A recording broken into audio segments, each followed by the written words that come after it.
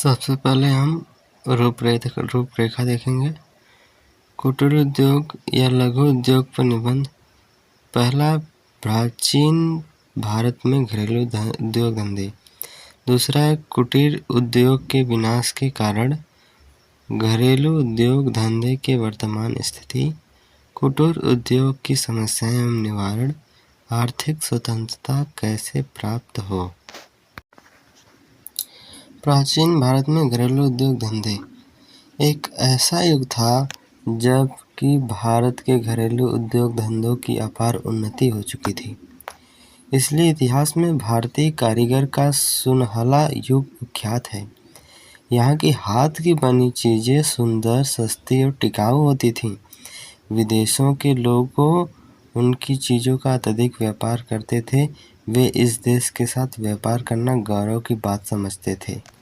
ढाके की मलमल बनारसी साड़ियाँ, आगरा की दरियाँ, चुनार के मिट्टी के बर्तन और कश्मीर के साल सुलह साल की याद अभी भी लोगों को हृदय में गुदगुदाया करती है।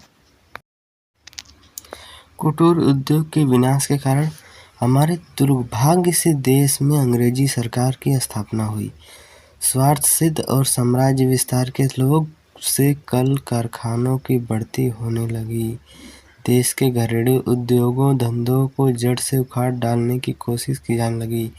रंग बिरंगी विदेश वस्तुओं को जाल बिछाकर लोगों की रुचि बढ़ाने का यत्न होने लगा। अपने देश की बनी चीज़ों से घृणा करना सिखलाने वाली शिक्षा का प्रचार किया जाने लगा। इस प्रकार हमारे घरेलू उद्योग धंधों की जड़ ही हिल गई। घरेलू उद्योगों धंधों की वर्तमान स्थिति। यंत्र युग के अभिशाप के कारण हाथ की कारीगरी का सर्वनाश हो चुका है।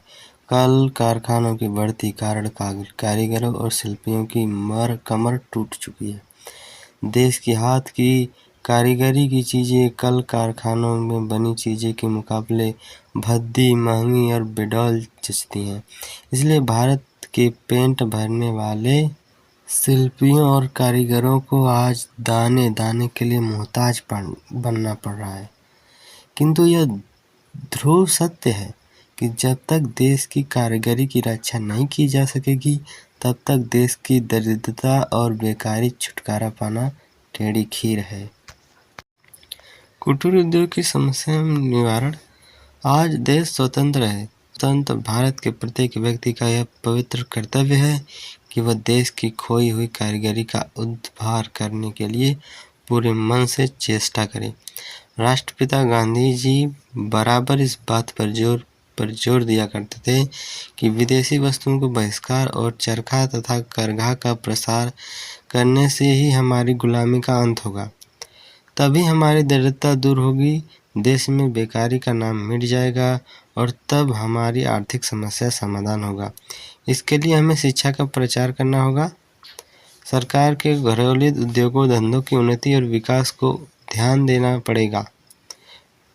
कल कारखानों की बनी चीज़ों के मुकाबले हाथ की बनी चीज़ों के प्रति देशवासियों के हृदय में आर्थिक अनुराग उत्पन्न करना होगा। सभी शिक्षा केंद्रों को घरेलू उद्योग धंधों की शिक्षा पर विशेष ध्यान देना होगा। आर्थिक स्वतंत्रता कैसे प्राप्त हो। हमें राजनीतिक स्वतंत्रता तो मिल गई पर हमारी आर्थिक स्वतंत्रता तो अभी दूर की बात है। देश की जनसंख्या का बहुत बड़ा भाग जो अभी अधिकांश समय बेकारी में ही बीतता है। ऐसी स्थिति में देश कैसे सुखी और संपन्न बन सकता है। देश की दरिद्रता कैसे दूर हो सकती है। देशवासियों का जीवन स्तर कैसे ऊपर उठ सकता है। किसानों, मजदूरों, दरिद्र जन की आर्थिक स्थिति कैसे सुधर सकती है। इन सभी प्रश्नों का उत्तर और वही उत्तर यही है कि देश की घरेलू उद्योग धंधों का पुनरुद्धार हो, उन्हें फूलने फलने का पूरा सहयोग मिले और उनके प्रचार और विकास के राष्ट्रीय सरकार और जनता का पूरा सहयोग हो।